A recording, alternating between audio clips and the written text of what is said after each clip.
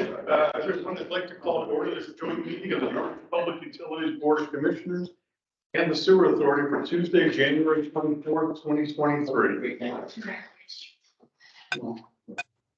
right, in order to effectively run the meeting, I would ask all those to announce your name before speaking and to mute your devices if you're on either the phone tonight or by WebEx. All right, first order of business, actually second order of business is a 15-minute public comment period. Are there any members of the public here this evening that would like to speak? I am only seeing board members and staff online. Okay. All right, in the event that any members of the public arrive, we can reopen agenda item number 2. Moving on to agenda item 3, approval of the minutes of the December 2022 meeting, which is in your board package. I will entertain a motion to approve the minutes. I will make a motion to approve the minutes. Thank you, Rob. Do I have a second? Michael second it. Was that? Mike. Mike. Thank you, Mike. All right, is there any discussion on the minutes? All right, hearing none. All those in favor say aye. Aye. Aye. All those opposed say nay. Are there any abstentions? All right, the minutes are approved. Moving on to agenda item 4. This evening, we have representatives here from the city to discuss the Neighborhood Assistant Act Awards of 2023. Chris, how would you like to proceed? First of all, we've been a long-time participant in this tax credit program that's administered through the state of Connecticut Department of Revenue Services. And through the program, NPU can provide up to $150,000 to nonprofits in Norwich each year in lieu of sending a portion of our gross receipts taxes on purchase of electric energy that we provide to the state. So this is a great way for us to keep the money in Norwich and also help our community partners. And these dollars would otherwise have been deposited into the state general fund. Tonight, we're glad to be joined by our 3 recipients this year. Each will receive $50,000, and we'd like for them to provide a brief overview of how these funds are going to help their organizations. Pam, would you like to, Pam Kinder for UCFS, wherever you're coming. Oh, sure. I didn't know. Yeah, I can stay there. So good evening. My name is Pam Kinder. I'm from UCFS Healthcare. For the past 5 years, we've received funding from the Neighborhood Assistance Act through NPU, and that's allowed us to update our Governor Samuel Huntington home, which is located at 34 East Town Street. So your funding over the years has helped us get rid of the ugly, unsightly, inefficient air conditioning units, and we installed split systems in our building, and we've been working on replacing the windows. So with your help last year, we were able to replace 20 of the 70 windows, and we're going to continue that project with the money that the $50,000 that you gave us this year. I'm meeting with the Cooper Group on Thursday to continue that project. So we are grateful for all of your support. Not only with the Neighborhood Assistance Act, I need to give a shout out to Jeff. That Friday before Christmas Eve, we lost power at a health center, and at 5:30 in the morning, I'm texting Jeff to say, when are we going to get the power back? We don't want to close our building. And we communicated for an hour and a half. So the financial support is greatly appreciated, but also just the general support of being able to pick up the phone or text at any time of the day and have a response and have a contact for our buildings in Norwich. So I'm thankful for everything you do for UCFS and continue to do. Next up, we have Jillian Corbett from St. Vincent de Paul Place, and maybe talk about some of the wonderful things that you do, as well as what we can do with the money for the grant. Thank you so much.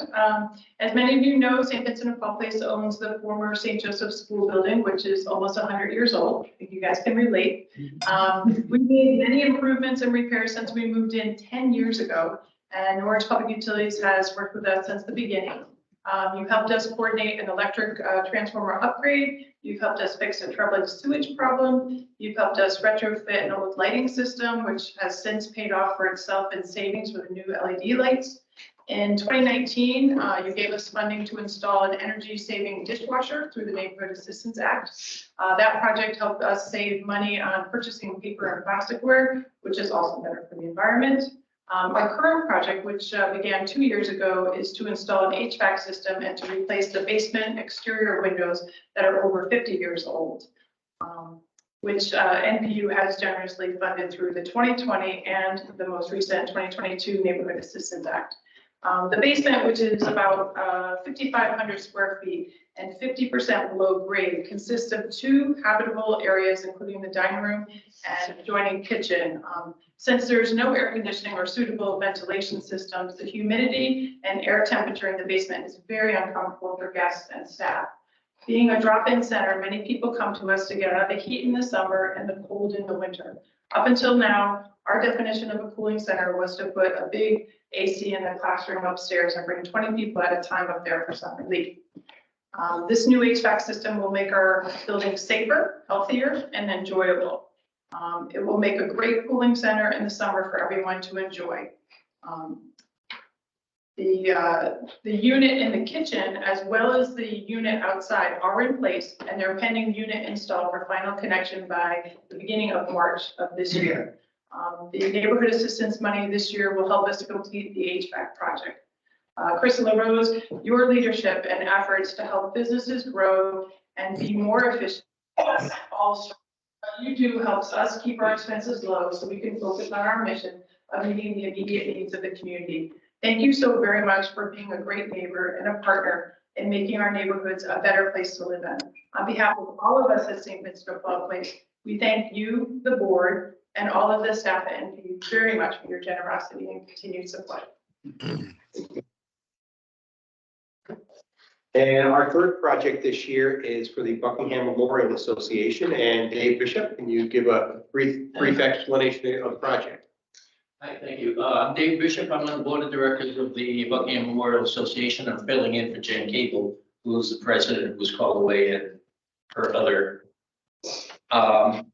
Give me some words. That's with my memory. I'll forget everything after the second line. So excuse me here. The Buckingham Memorial Association truly thanks you for your support in helping us maintain the infrastructure of Connecticut's Civil War Governor William Buckingham's home.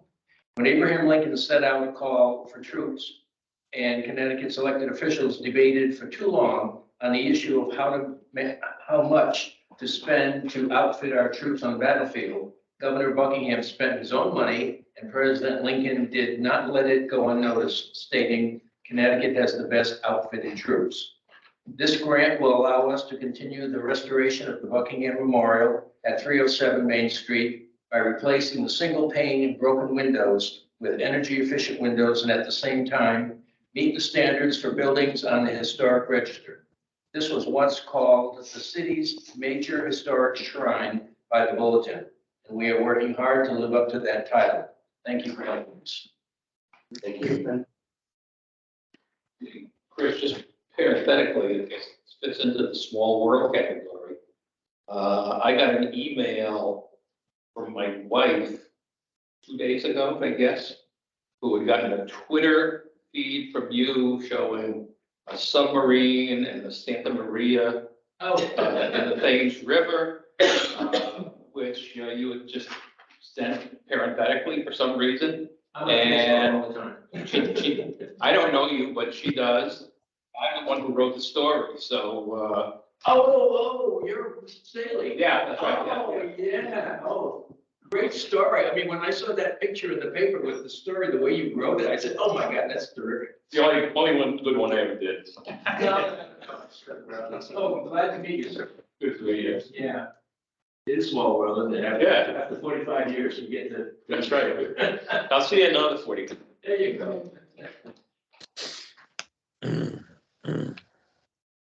You're always welcome to stay for the entire meeting, but you're also, I think the most important thing is thank you for what you do for the community. And it's great to be able to help someone who is so important in the life. Thank you. Take care. Nice meeting you, sir. This is Staley. Yeah. Good to meet you. Say hi to Tricia. I will. All right. All right.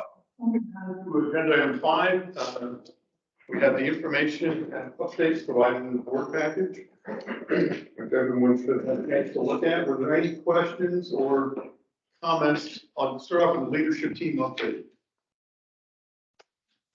I didn't have any questions. I did have a comment, though, that we changed the format a little bit to announce that items will be coming off when they're complete. And because of that, we can identify that there's been quite a bit of activity, which is now complete, which is all good. So underwater, we completed the countryside drive as mains of where Bob used to live, or still lives. The disinfection byproduct consent agreement, I guess the state won't be after us on that anymore, right? It's great to have the project complete, providing better quality water and a consent agreement going, so all positives. And Mary Lou is the one who closed off the countryside job. That was her project to manage, so did a fantastic job of getting that at, what, 90% funding? So Yeah, 90%. it was a success, it's a real success for that neighborhood. Wow, fabulous. And it was affordable. At the end of the day, it was affordable. Yeah, so it's very good. All right, excellent. To the gas, I hope the Hale Mill gas line was run, right? One before they'll need it, but ahead of the schedule, they said they needed it for, which was September. Exactly. Where is that state? Hurry up and wait. Hurry up, there. We've been in contact with the developer, but they've gone through some restructuring, we'll say, and, we're ready when they are. I drove by there on Sunday just to see how it's going, just to see the main put in. And looking at the building, I was thinking, man, this is gonna take some work. Yeah. Holy cow. But next to it is a parking lot that already has culverts in. I didn't know if that's something they did or something a previous developer started and didn't finish. Yeah, no, they did that. Oh, they did that, okay, well, we got that much done. All right, oh, and the second wheel hydro, it says is operational after me talking about it for the last 6 months, so Eric will read the sign of relief there. All right, and got something here, oh, the solar seal project is complete, so. And ribbon cutting next week. Still a long way before full load. Wow. I would say a long way, we don't know, but they're about 1/5 of advertising right now. Although you may have told us this at the last meeting, I forget where information comes from, but apparently Electric Boat is taking the rest of that building. For a warehouse, yes.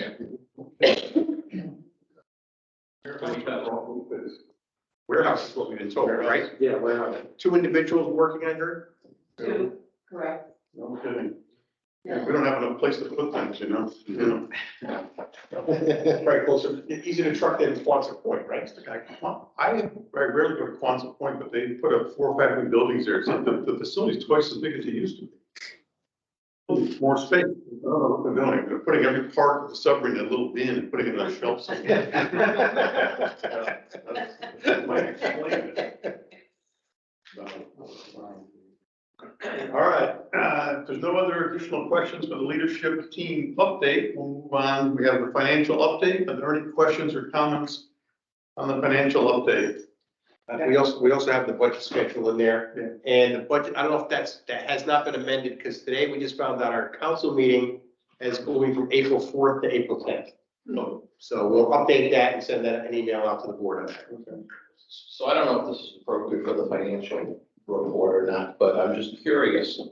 And I could be wrong about this, but my sense is that we increased gas rates and electric rates in anticipation of our costs to purchase power and purchase gas going up. And those costs have fluctuated. And I guess I'm curious as to where we stand. Are we ahead of the game, behind the game, where? If we look back at August, Yeah, our costs are now forecasted for fiscal year 23, down 3.7 million, right, as of right now. our If all costs. else is, yes, our cost of purchase gas. Gas right now. We're very close to a historically warm winter right now. Yeah, I know. So, and I was talking to Stu about this earlier, it's like gas prices have subsided, but sales are not up. So any fixed costs get spread over less CCO. You're right. We're looking at it, we may be able to make some adjustments sooner rather than later. And is that true in electric too, or? Yes. It is. But the G forecast out through June of 24. Yeah. So that recovery period is long, so it may be that we can adjust that. So we'll Bring it in. evaluate all of that as we go through. You know, or the other thing is, it's gonna fuel our reserve Exactly. that's used to offset bumps in the future. Yeah, and the last thing we want to do is bring it down too far and then have to raise it again, because raising is always a lot harder than lowering it. Electric things as simple as transformers, we have like $1.5 million for transformers on back order because of the supply chain issues. So when they do ultimately come in and we get back to an appropriate level. All right, great. Thank you. All right, if there's no additional questions or comments on the financial update for FY 24 budget schedule, we'll move on to agenda item 6, which is the Economic Development Subcommittee update. I think that'd be Robert. Yeah, the Economic Development Subcommittee met, I don't know, a couple weeks ago. I didn't know the date, but I don't have it in front of me. And one of the things we talked about with Jason is the study that serve. Oh, I mean, Devin. Devin, Devin's right, yep. see how we can best serve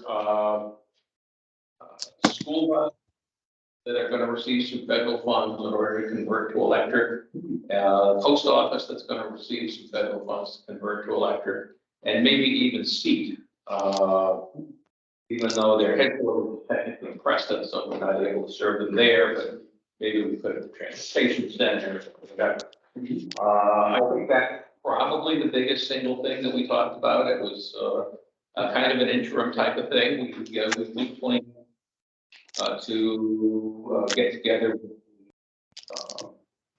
Preston and what we would try at some point as spring starts to roll around, to talk a little bit more about Preston and Riverwalk and whether there are any opportunities for us there. And I think the answer there is to just keep it open as possible and look at whatever possibilities they may have an interest in. Other than that, I don't think there's too much going on. I mean, I think you captured well, Bob. We also talked about the economic development budget and the funding policy. We'll have a presentation and more discussion on that to follow. Yeah. One thing that we thought we were all set, and then we had a little setback. Norwich School is going out for a 5-year contract for their busing services right now with a 5-year extension.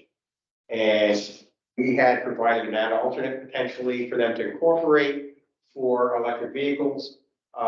They were concerned that it's not a very competitive bid and it may complicate it and they might make it less competitive. So we worked with Bob Shapinsky and Bob Cashinova, and we will, if there's a win-win after award of the bid, yeah. we'll work with them and they will work with us to incorporate that down the road. So we thought we had it in time, but after further discussion, it wasn't something that they wanted to have in there at this time. Who makes electric buses?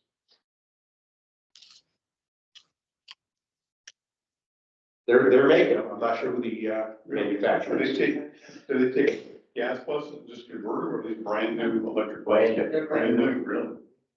Okay. Charging is a big thing. Think about it, if you do a point charge, that's a huge transformer, right? And one of the things people don't notice, but one of the ways that you really use a lot of electricity is when you start off and go the first, 10 miles an hour. School buses do that every few feet, because they're no longer bus stops. Yeah, they stop at every house, Yeah, but hopefully they get some of that back with regenerative braking. yeah. I haven't looked at any stats on any of these buses. And there's some white papers out there. There's some good information from DOE. Devin's digging in and Mary Lou's kind of spearheaded that, effort. He has reached out to Steve, and he has been having difficulty finding the right person at the post office, but he will get there. Okay. We also have connections in APPA through, Austin, Texas has been a huge proponent of electrification within their city. Yeah. So we have a lot of information for them. They're pursuing the school bus portion of it. They're doing things like new construction more so. And then for Ubers and things like that around the city for residents. And the only other thing that's really floated around, and Chris, I don't know if you want to talk about this or not, but there's apparently a very preliminary proposal to do a significant battery project. Not us, but a private developer tied to the wind turbine initiative. I guess by the Dime Bank, that area somewhere. Yeah, the old, Tri-J, Buck Johnson, sand and gravel behind Walmart and Dime Savings. Yeah. So this is a proposed 90 megawatt, goes straight to the transmission line storage system. They first had to go to the Connecticut Siting Council, and they came in and said, hey, are there any showstoppers in Norwich or at CMAC or NPU? So we had two separate meetings. We met at first with CMEC, and we talked about potentially us partnering on the project in such that we could maybe get a new substation out of it and maybe use that for some distribution network off of that. So at a high level, we're looking at that to see how that would all come together. From a siting perspective, very simple. Connecticut siting takes most of it, and you really only worry about wetlands. And so we had building and wetlands and planning and zoning all in the same room with us, and there's no showstoppers, so they can go straight forward and put their application in. The application goes into the siting council in the fall, and they're also applying for an ISO interconnection study. And that's usually $150,000+, and it usually takes a considerable 12 to 18 months to do.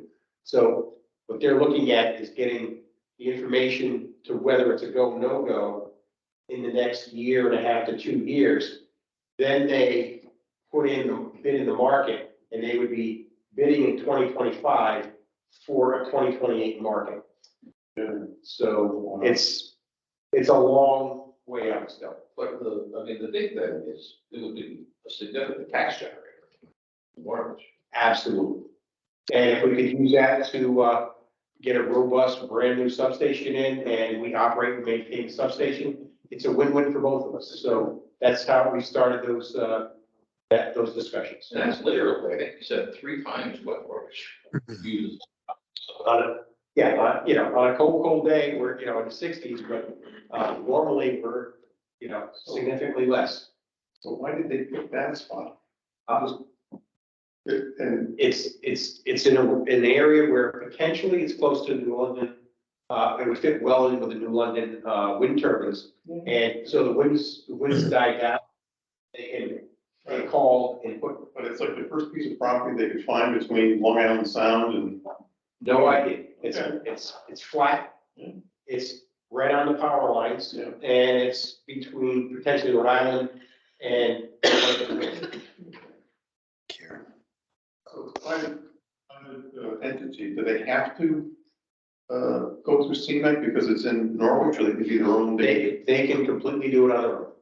They do not need an interconnect from us. They take power from the transmission line, put their power back on the transmission line. But if they can get us to work with them, operating from afar and not having local offices, it's a little more difficult than if they had somebody here. And So it could still be private, but we get a piece of it. yeah, and we get tax dollars. Okay. No matter what, we get tax dollars. You know who it is? Who is that? Flatiron Development. Doesn't mean much to us.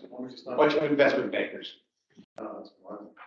So in the paper, it sounded like there was quite a bit of pushback on Business Park North from the local residents. I don't know what you can say about that. Is that, or is that executive session only? No, Well, only public, I've been at every one of the meetings. And it, Excuse me. please, Use your device. and there were a few people, speaking in favor, the vast majority were worried about wildlife and, you know, people saying things like, I kayak in that pond and, if you develop it, I won't be able to kayak there anymore, even though it's trespassing. It's not their property. But, so what you're hearing about a lot of the issues of the character of the neighborhood, buildings too tall. So what they did was they decided to push the vote off till February 21st. So, discussion is closed, so the applicant can't make any changes. The council can make recommendations to change the resolution. So, all right, so I think we're going to be meeting on that tomorrow, Bob. Are we getting this tomorrow? Oh, well, we do have a meeting tomorrow to discuss what the next steps are. And one of the other options potentially is going to be to withdraw the application and resubmit. Because that starts to clock all over again. that basically gives us the opportunity to make changes. There was a big debate over whether we're the ones who should be able to make amendments or somebody else should be make amendments, which must be on the call with the roads to use 400 words, but that's beside the point. But I was quite annoyed because I'm certain that the council wanted us to make additional proposals, but that's not the case. Apparently what's going to happen is that Deanna Rhodes has hired Paulson, is that his name? A planner from, I think, East Hartford. Whatever, yeah, As a consultant because there's conflict with her. and he's going to talk to the council, each council member, and then he's going to put together an amendment, which may or may not reflect each councilman's thoughts. It may just make choose which councilman he listens to and so forth. And I don't know where it's going to go. We don't know. On the other hand, I think NCDC now owns the land. Yeah, I was gonna say, they own the land, so. And the land is zoned commercial. So overall, the design focus what could be done on the land and limit what could be done on the land. It's now more open. So, I mean, we do have at least one option would be to simply do it anyway. Another option is that it's a 2-year loan that we have with private lender. That wants to develop it. So another option is, here's where out the private lender says, okay, now it's ours. We're gonna go put a snowman plant there. I don't know. So I mean, it's gonna be interesting to see it. All right, well, not speaking on that topic, but is it, you said, well, the height of the building, that's one of the selling points of the new business park, is you can put in taller buildings. Then the houses will make it a little shorter, and we'll put the taller ones more interior, et cetera. I don't know, is that gonna save it for the people? I think right now you can put a 50-foot building 20 feet from the setback. And the zone said 50 feet with an 80-foot building. But the 80-foot building going within 50 feet of the setback is pretty slim.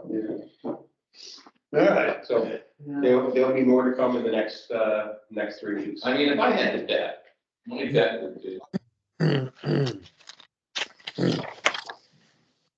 be some more significant concessions and still get it done, but it won't be, 100% of what we want to do.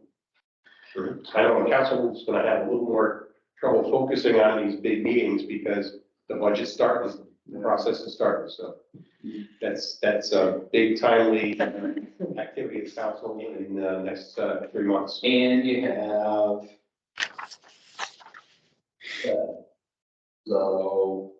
you've got a 50-50 split between Republicans and Democrats. And there are other issues, including the fireman issue that has really gotten councilmen irked at each other, so who knows? The council vote, the referendum on the fire departments in February, the the election for the new council persons in May. All right, well, thank you, Robert, for that. Moving on to agenda item 7, which is the line of credit update. We're gonna have Laura provide an update on that, and I think unfortunately, this is a program that we were not able to get to resolution, and Laura will give the details.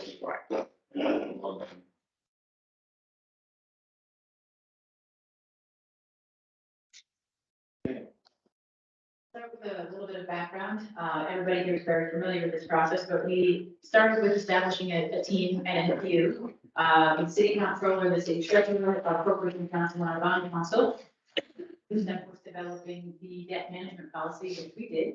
Subsequent to that, we prepared and posted the RFP for the line of credit. Reviewed the response. We did get one response from Don, even though we did have some questions from other organizations as we were going through that RFP process.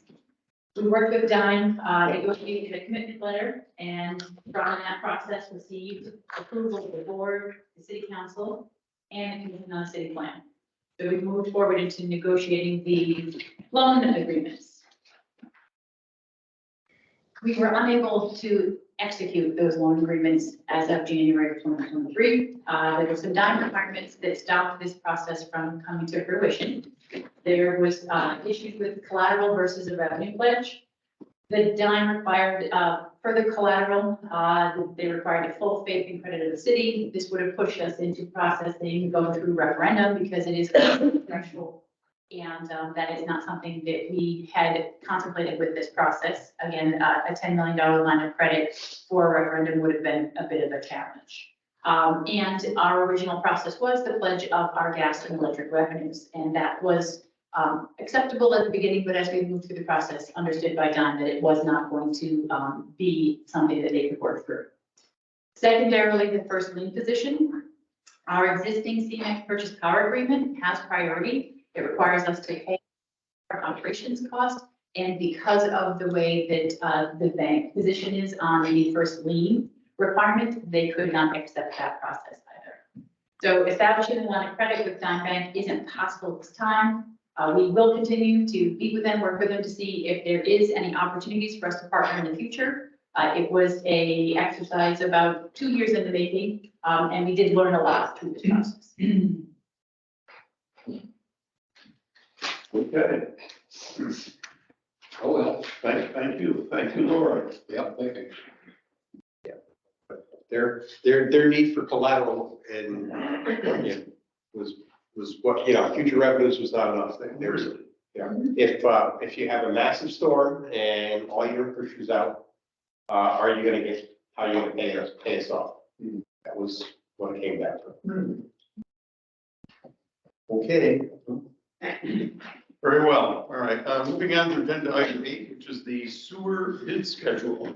So we've been waiting for this for a long time, and Larry's actually at a sewer conference today. So Steve is pitch hitting here, and we'll be able to have Larry next month provide a lot of detail as he's putting together sewer budget drivers in the next meeting for the Finance and Audit Committee.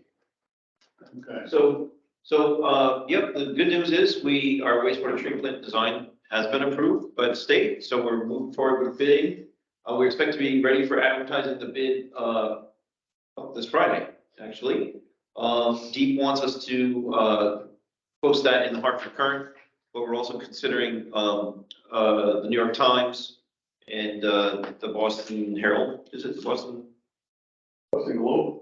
The Globe, Boston Globe, because this is a very large regional project and we want everyone to see it that they possibly can. So the advertising will get run starting February 1st. Have a mandatory pre-bid meeting on the 10th of February. That's what anyone who's interested in bidding has to come to that meeting. If they don't, they can't bid. Middle of March for the last day for questions, which we expect a lot of questions on this. March 21st will be the last day for any addendums that. Oh, see, we need new chairs. Yeah. Are you okay, Steve? Sorry about that. The mechanism was sort of hanging in there barely. Here we go. Oh, that's good. All right, so, Leslie, for any addendums?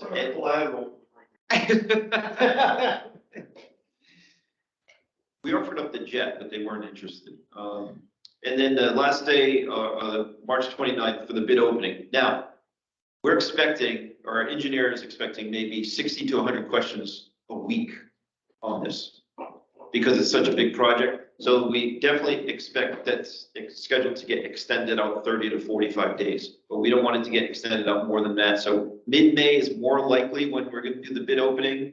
But if everything goes well, and there's not a lot of questions, this is what we're going to stick to. So working closely with Bob Castronova, because, you know, this is as complicated as a school upgrade. So, or more complicated. And the reason we have this mandatory site visit is because they have to see how they're going to build a plant around an existing operating plant. So it's very important that they understand the complexity of the problem and make sure that we have as many questions answered upfront before we actually get the numbers.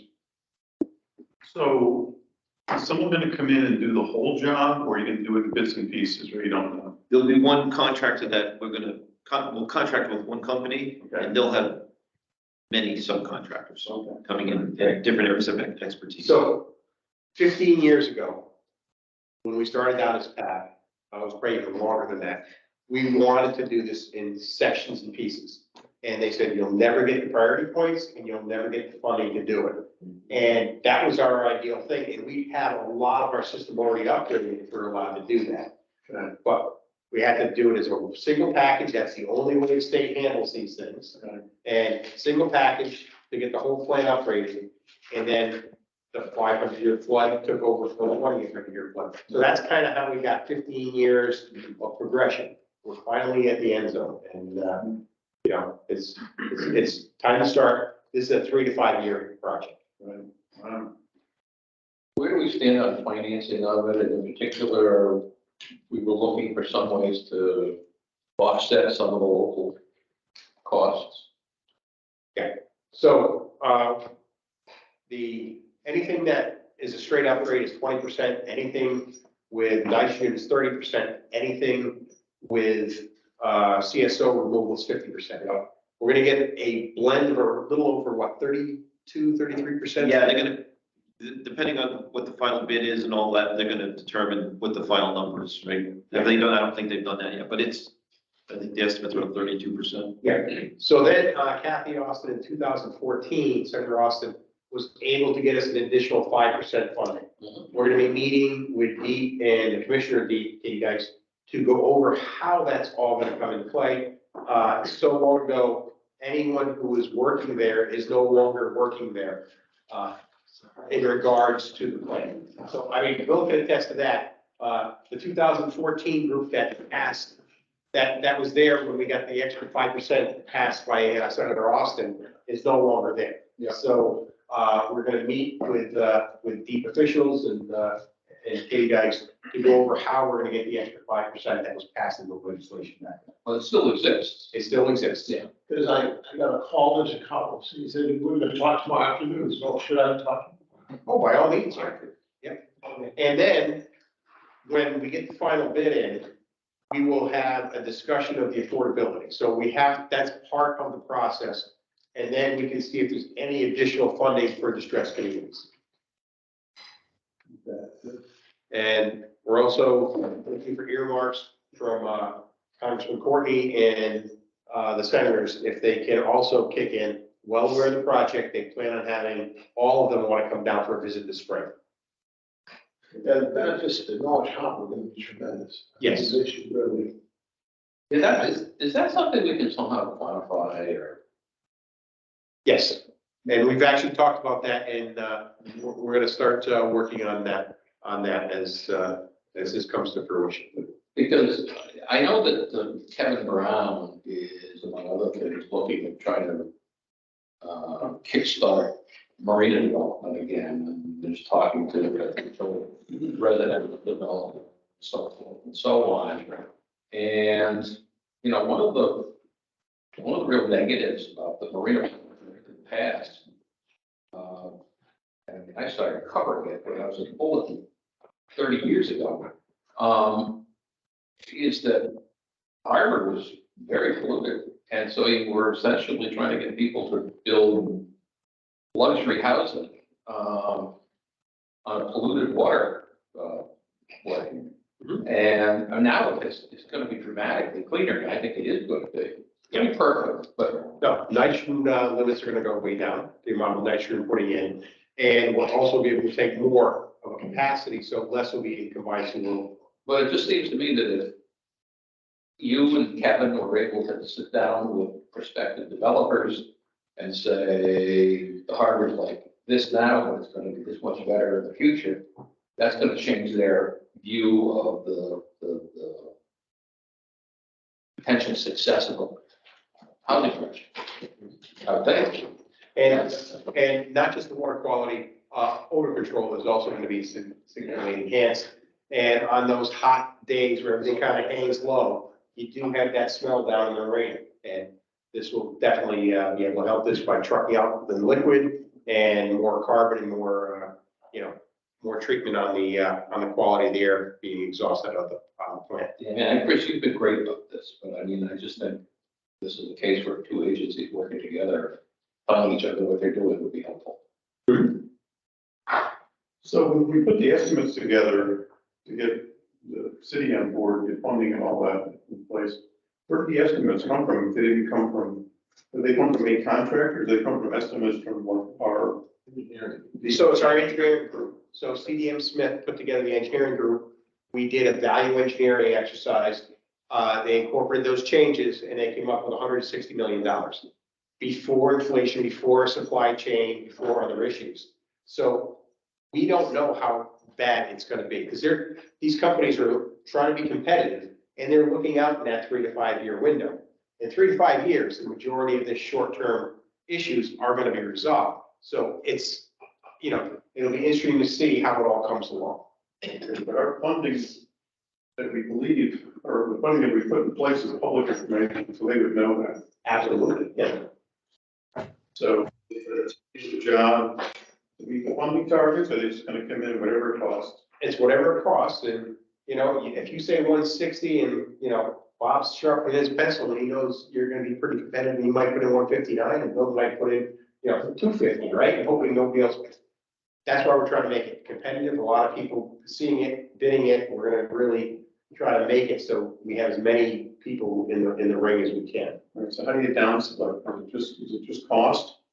No, there's a quality piece to it as well. But cost is the major.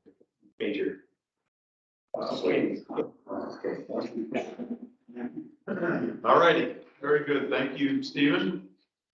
All right, moving on to agenda item 9, which is we have 2 strategic presentations tonight. The first is a lead and copper service line replacement program.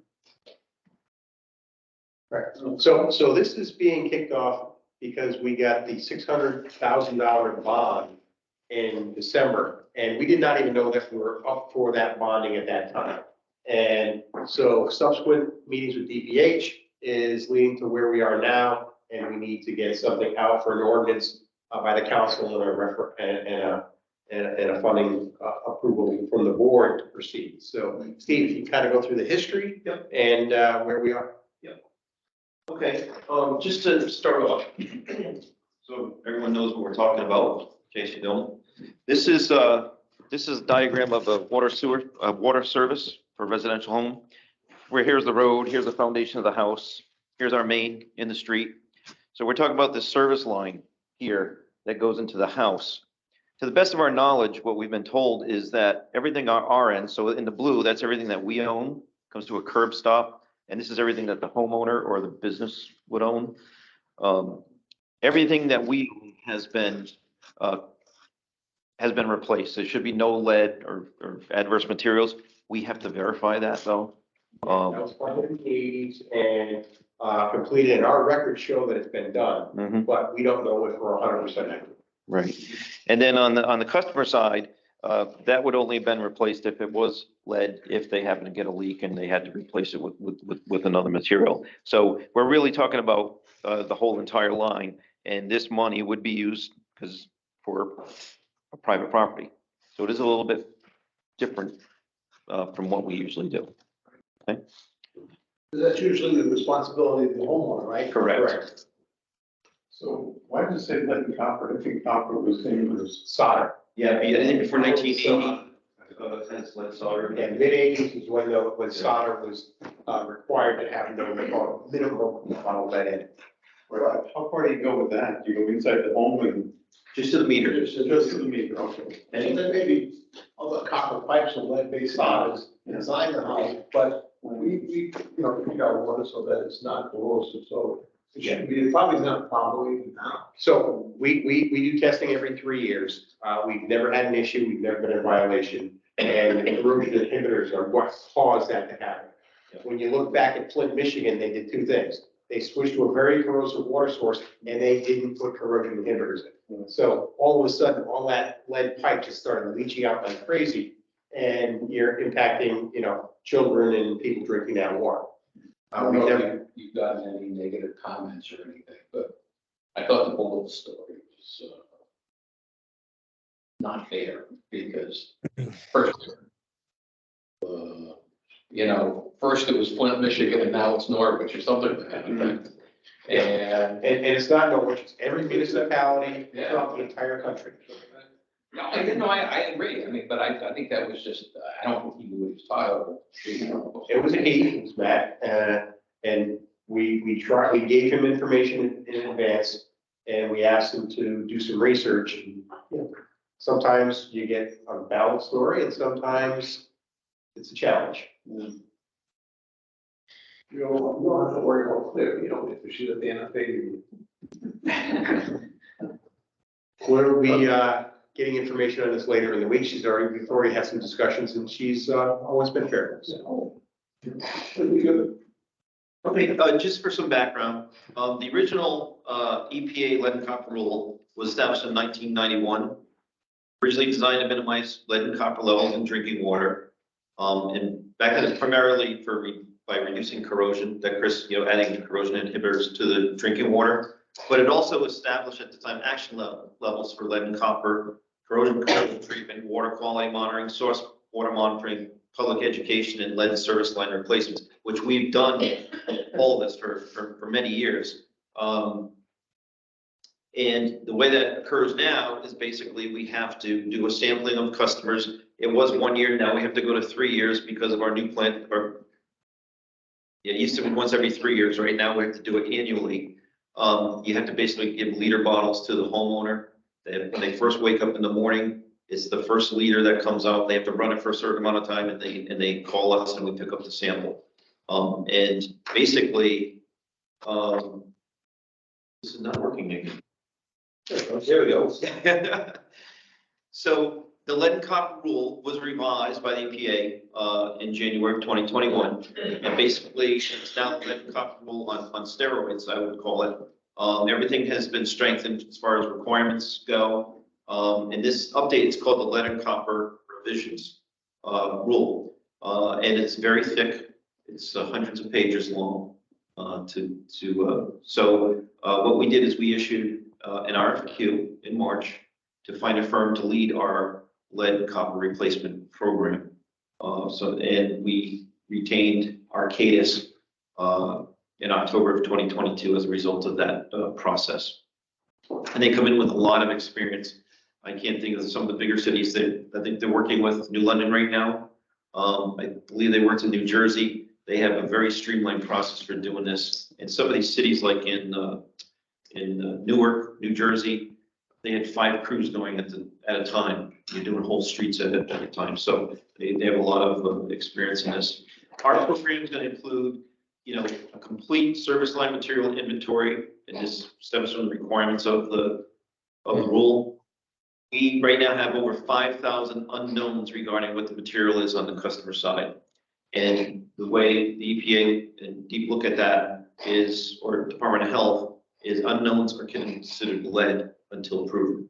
So we have to establish a program for going out, doing sampling of a certain number of customers in certain areas, and determine what the likelihood of it being copper or another material. And we have to establish a replacement program for all the lead lines that we find. We have to do corrosion control, treatment and study as part of this. And then public outreach and education is a huge part of this, as it was with the original role. I'm looking at near-term work right now, phase 1, and that is working with Arcadis. That's the public outreach and service line material inventory. In January, that's going to basically, I won't read every item, but basically data collection for statistical analysis. We can't go into every single home, but we can go into certain neighborhoods, do samplings and statistically determine how many we're gonna have. Eventually, we're gonna have to go in and see everything, but we have to establish the program right now. So we can establish what the costs are gonna be, so we can get the funding for the entire thing. That's gonna, in January, we're also gonna be doing a public outreach and notifying customers of what we're gonna be doing, because we'll be going into their homes and having to do inspections and things like that. In February, we're gonna have a public meeting at the senior center.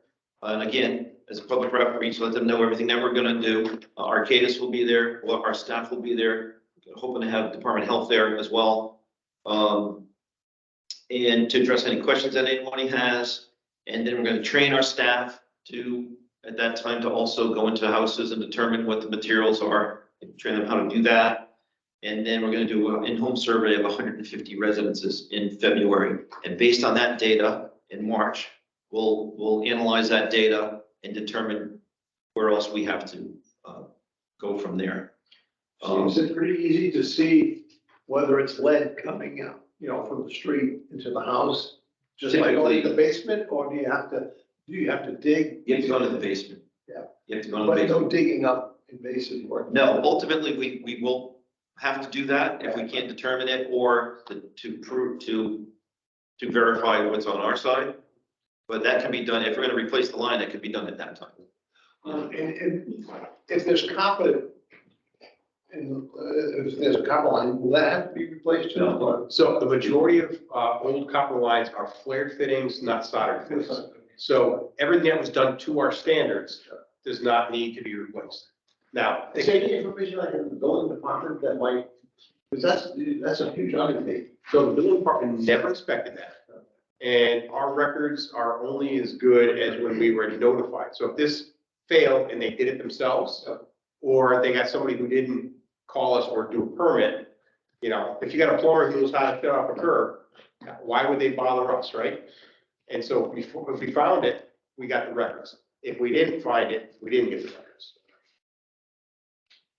So, as Chris mentioned, as we start off in what we call phase 1 work, which is all the planning and design, has to be done by 2024, and that's when our plan has to be in, and then we have to follow the plan. The Connecticut Bond Commission authorized $600,000 for us to get a jump start on actual lead service line replacements, because they want us to get this going as fast as possible. So we are going to start that program, and replacement will begin in the summer of 2023. We expect we'll be able to do 50 to 60 services, and we're going to focus in the Greenville and downtown areas. They tend to be shorter services, so we can get more done. And we expect that that's the areas that are going to probably have the higher. The oldest housing stock. So the resolution is for $2.5 million for this particular work and the planning that I was talking about with Arcadis. Right now, the Department of Health is grant funding it at 30%. So 600,000 is 30% of 2 million, and then another $500,000 for Arcadis for the planning. That's how we get to $2.5 million. We expect that additional federal grants will be coming down the pike, which will increase the total grant funding to 75%. They can't give us anything in writing that's going to happen, but it's very, very high likelihood that that's going to happen. So we'll only have to have 25% of local share for this entire program. And the My cost, discussions with Cam Walden were, if he can't get us in writing and in funding the 45%, we hold off until he does. So we get everything ready to go. They will come through with the dollars. There's no doubt that the feds are not going to fund this. It's just sometimes the process takes a little while. So For the local share, where does that money come from? Does it come from homeowners? The ratepayers. The ratepayers. 25% comes from ratepayers. But the risk of not moving forward and doing this is that the money at the tail end, when we're forced to do this, is not necessarily going to be available or with that high 75% grant. So an early adopter is going to have more share cover. And so, Who that's the it's a big cancel. I don't know why that doesn't.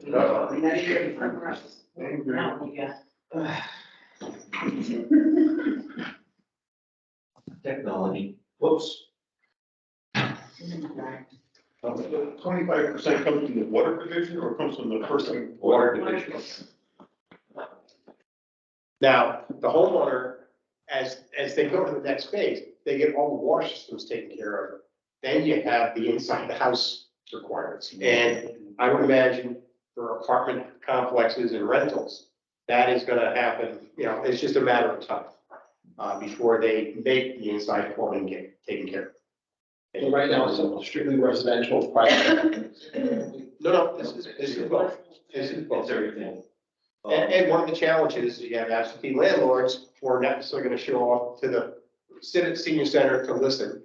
And you have uneducated tenants who may not as well. That's where we're hoping to really use Arcadis's, experience. And we can't be worse than Trenton, New Jersey, right? So. I don't think so. It's gonna be tricky, I think, because, I mean, we do use anti-corrosive additives, and, you know, there may not be a huge problem for people. So, I mean, on the one hand, you wanna make the case that, hey, you should be changing this because it's lead pipes, and that's an important thing for your health. But on the other hand, you don't wanna start a panic, you know? Yeah, and that's, at this meeting, we're gonna have Arcadis, our staff, we've invited Uncas Health to also talk about it. Yeah. And I'm not sure if Sue Dubs is coming or not, I heard she's probably gonna come here. But that's the plan, is to get as many experts in the room, and we feel that we have an outstanding, water system, and we're, top notch here. And, we're not hiding behind anything, but we gotta educate the public about, why we're doing this. Yeah. Rentals and tenants is a problem because it's a liability issue, because landlord has to ensure safe supply of drinking water. Yeah, the If there's lead and then the kid gets lead. The insurance company will assist you make the repair, Yeah, it's gonna be nice. whether you want it or not. So, And it's also, lead's not the only, water's piping isn't the only source of lead, it's also the paint in the house, and there's encapsulation programs, the CDBG grants, they handle that, but that's, yeah. so, okay, it's an older house with copper, not to get too into the weeds, I mean, all the plumbing work that I've had done to my house in the last, I've had plumbers in the last, let's say, 10 years that come over to do work on my house, do not sweat pipe anymore. Nope, it's all, pressure fittings and shark bits. Yeah. Exactly. So if you go into an old house, you might be able to save the copper, I guess, but every fitting has to come off, then I'm just gonna like put a jumper on there with a couple of effects or something, or they're gonna replumb the entire house. Holy cow. But that's not anywhere, nobody's looking at legislating that at this time, but that would be the logical next step. Yes. Okay. So we do have a resolution in front of the board that we'll be taking a vote on after this to approve the funding. And then we go to city council and board of, commission on city plan and back to city council. And that just authorizes the phase one. After we do the complete assessment, we'll have the total number for the phase two. Motion, the motion is just phase one. This phase one. We're only looking at phase one. That's just gonna make. There'll be a phase two potentially for more work after this first phase. So we were estimating $5 to $7 million when we first talked about this. We're asking for less than half, right? And New London's doing the same thing as we are right now, and they have a lot more lead than we do. So. It's gonna be, Water. I'm sorry, In the water pipes or in the house? in the water pipe. We don't know what their, Yeah. what their testing comes in at. Yeah. I would not anticipate that they're not doing things correctly, so. Yeah, well, my house is built in 65, so You I'm got not there. gonna replumb it. So I'm expecting you guys are gonna keep putting the anti-corrosive inhibitor in the water until I no longer own the home. Okay, thank you for that. Okay. Aren't you on a well? Oh, yeah, that's right, I'm not well. Yeah. You're on your own somewhere. All right, sorry about that.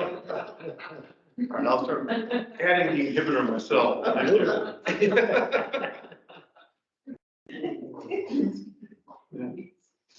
Yeah, I'll wrap up with you guys making water. I make water.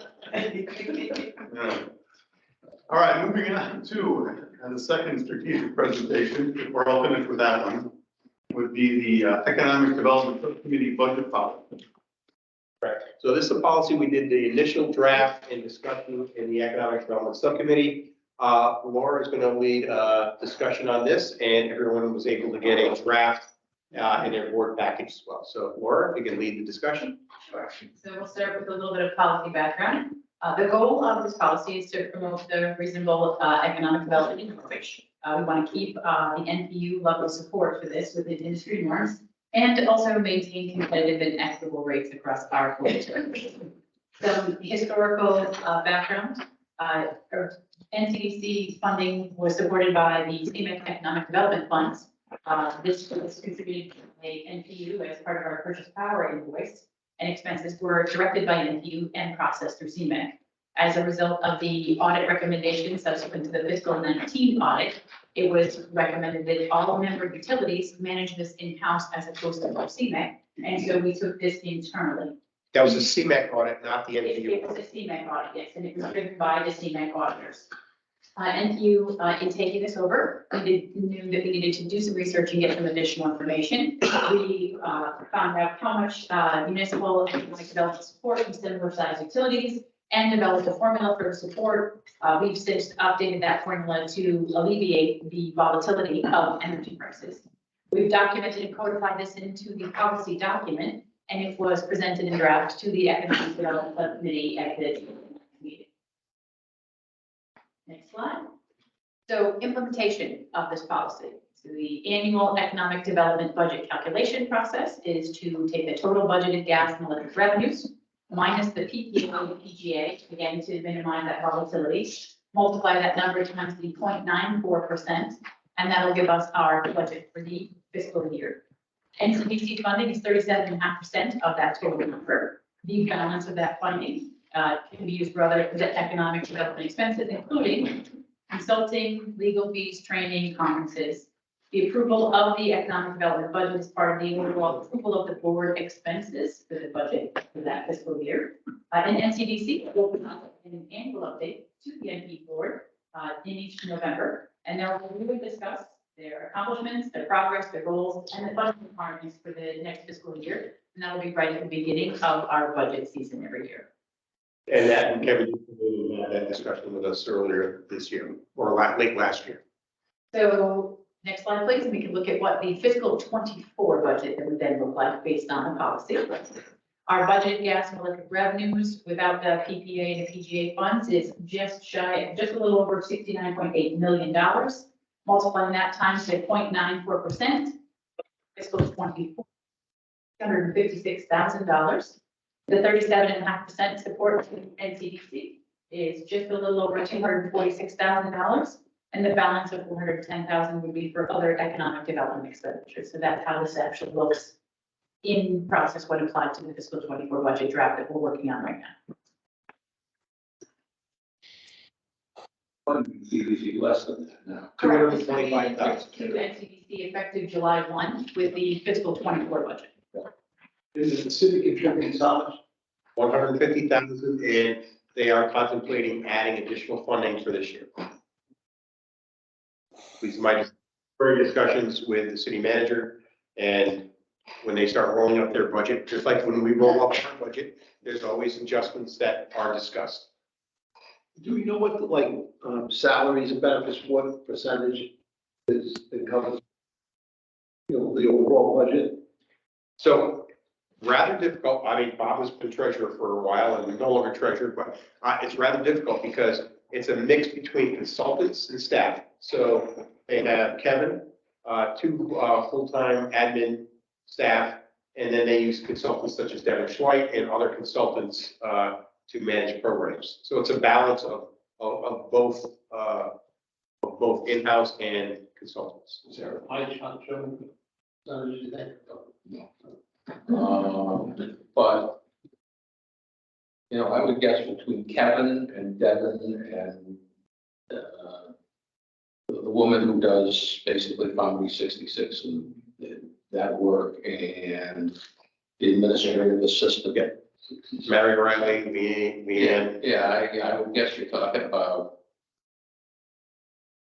275? Devin does not count as staff. He's consultant, and there are other consultants like the Vanilla Box consultants and other consultants. Do they get? Mark Block is a consultant, gets paid. No, it's not horrible.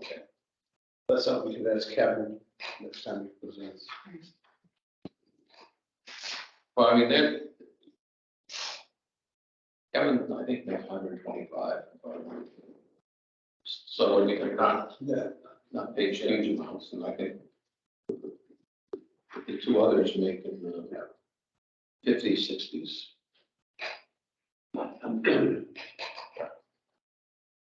So we do not need an answer on the exact funding today, and if anybody has any questions, we can have Kevin address if that would help at all as we go forward in this process for developing the budget. We will need to have that in the February, early March timeframe. Before it goes to the city council in April. Yeah, but I guess, I mean, I'm not objecting to this, but I just for some reason never realized it. Why do we apply the percentage to a number that excludes PPA and PGA? So it doesn't exclude the base rate dollars that are in our base, it just excludes the PGA and the PPA because of the volatility. What I would hate to see is a year where we have PGA and PPA reductions and the funding is actually dropped. That would definitely be a negative. This would be a windfall year as we're going into the budget. The likelihood is those prices will drop for the PGA and PPA, and that's the pass-through. So this was, if they grow low, it's going to continue to go up. But the commodity costs are, that could be very extreme. At this time, is the vote required, please? For the policy, not for the dollars here, but basically it says, we assess what the total amount is. We give recommendations to the board. The board could say, give us 600,000, six, whatever, to NCDC, and Kevin, there's your salary, there's your whole thing. Or we can parse it out. The recommendation is to, is for you to take and look at, above and below what that recommended value is. That's a board vote. I think if you look at the components, I mean, it's fair to say that we probably ought to be thinking about dropping Aiken Dump as a service provider. She does a very good job, but there's a point at which we heard everything. Yeah. And that's $7,500 a month. And, Devin does a terrific job, but he's going to be running out of specific projects, I would think, pretty soon. So that may come down.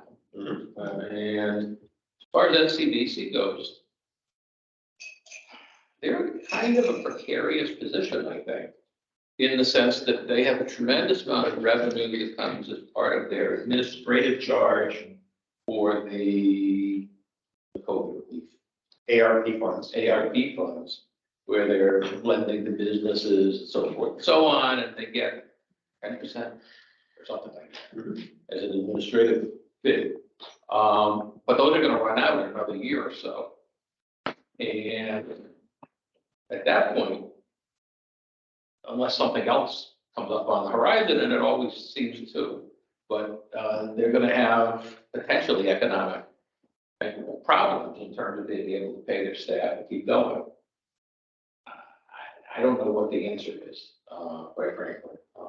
I don't think we can keep them going all by ourselves and just with the city. I think they need a big source of revenue, but I guess what I'm saying is, you know, our latest formula would increase our commitment this year in theory from 225 to 246. Is that 17%? Well, whatever. I forget what it was. I don't have it in front Yeah, of me. just shy of The 17. point is, I don't think they need another 17 or whatever it is $1,000 this year. They may have a serious need for money in the future. So, I mean, I don't know that I would do anything unless they have a specific justification for additional money as opposed to, gee, we like the increase, this thing are expensive. Well, the one reason we propose this model is that as they do a good job and grow load, the number goes up. Yeah. And it's rewarding positive behavior. That's kind of the model, but the board has the discretion to keep it same, move it up, move it down. That's the board discretion. So we're just setting a cap of the policy and we're giving you 2 target numbers. And And if you say 0, that's the will of the board. If you say, like I said, 600, it's the will of the board. But I think there's a benefit of letting them get some successes if they can grow load. This is Park North, cannabis, other loads. Solar field. yeah, I mean, I think we're at least as responsible for solar seal as anyone else because of the concessions we made and help with them. But the reality is they were involved with solar seal. They've been very involved in cannabis, which looks like it's going to happen in at least 2 cases. Yeah. Um, And Solar Seal, strong advocates for the city manager using ARP funds to help. So Yeah. There's, you know, $1 million plus from us, $1 million plus from the city. And, so, I mean, that's going to be a lot of revenue. so I expect this to be back on the agenda next month Okay. and love to have any input. And if there's any questions specifically that you would like to ask, or we can invite Kevin to address, we're happy to do that next month. Yeah, the only other thing I would say, I guess, is that last year, we went from 150 to 225. I mean, first of all, I think you correctly decided we should no longer be giving them free utilities for probably 66. That was sort of a clandestine subsidy. And so we started charging for that, and that's $25,000-$30,000. Yes. So part of our increase from 150 to 225 was to make a public decision to cover that cost rather than a clandestine decision to cover that cost. But the rest of the money was increased with the whole assumption that the city was also going to increase its allocation. And John Solomon had an increase in his proposed budget, and the council took it out. So, you know, quite frankly, if we're going to do something, one thing we ought to do, I think, is wait to see what the city does. And that's a very good, tactic, and we can do that. Yeah. And if we put, you know, we put an overall budget in the budget placeholder, once again, at any time up till July, we can modify that number. Yep.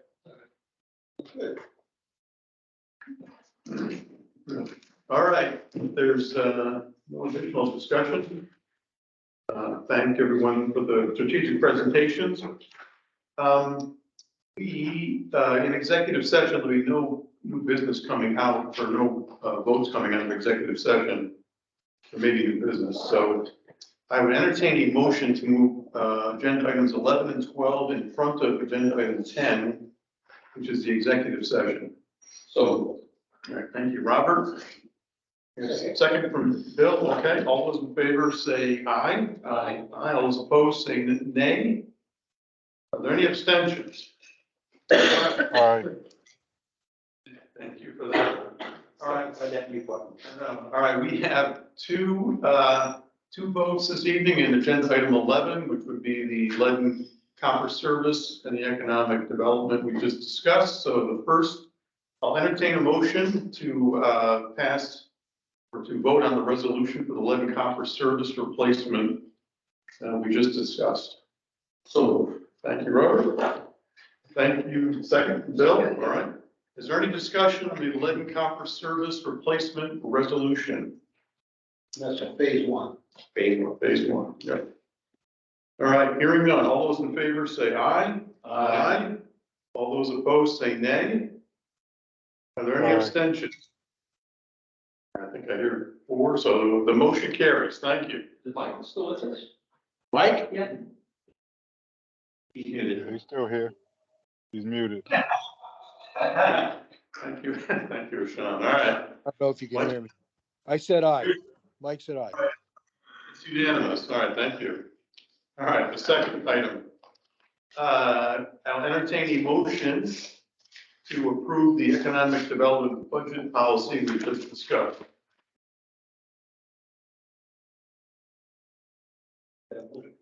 All right, I'll second it. Thank you, Bill. Thank you, Robert. We have a first and a second. Is there any discussion on the economic development budget policy? All right. Hearing none.